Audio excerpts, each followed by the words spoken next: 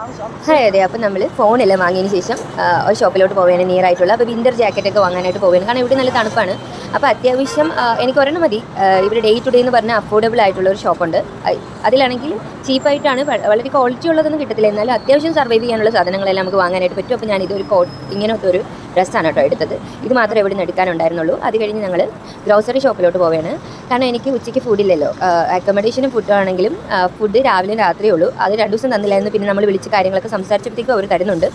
പിന്നെ അപ്പോൾ ഉച്ചയ്ക്കുള്ള കാര്യത്തിനായിട്ട് ഫുഡിൻ്റെ ഐറ്റംസ് എടുക്കാനാണ് കേട്ടോ കെയർ ചെയ്ത്. പിന്നെ അതിനോട് ഒരു ഫ്ലാസ്ക് മേടിച്ചിട്ടുണ്ട്. കാരണം എന്ന് വെച്ച് കഴിഞ്ഞാൽ നല്ല തണുത്ത വെള്ളമാണ്. അപ്പോൾ എനിക്ക് കുടിക്കാൻ നല്ല ബുദ്ധിമുട്ടുണ്ട്. അതുകൊണ്ട് പിന്നെ എൻ്റെ കൂടെ ഒരു ചേച്ചിയുണ്ട്. ചേച്ചി എൻ്റെ റൂംമേറ്റാണ്. ചേച്ചിയാണ് എന്നെ ഹെൽപ്പ് ചെയ്യുന്നത് ഇതൊക്കെ പാക്ക് ചെയ്യാനും എടുക്കാനും ബില്ല് ചെയ്യാനും ഒക്കെ. കാരണം ഞാൻ ഫോൺ കൊണ്ട് ഇങ്ങനെ വീഡിയോസ് എടുത്തുകൊണ്ടിരിക്കുന്നുണ്ട്.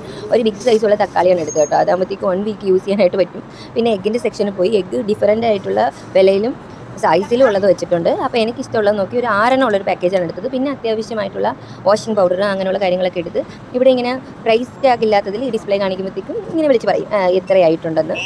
അത് ഞാൻ ഒരു പീനട്ട് ബട്ടറാണ് എടുത്തത് കേട്ടോ, ബ്രെഡുമായിട്ട് കഴിക്കാനായിട്ട്. അങ്ങനെ ഏകദേശം കുറച്ച് സാധനങ്ങൾ എടുത്തതിന് ശേഷം ബില്ല് ചെയ്ത് അപ്പോഴത്തേക്ക് ഒരു കൂപ്പൺ കിട്ടി കേട്ടോ. ഇത് അടിച്ചാൽ നല്ലതായിരിക്കും. അതേ ഞങ്ങൾ റൂമിലോട്ട്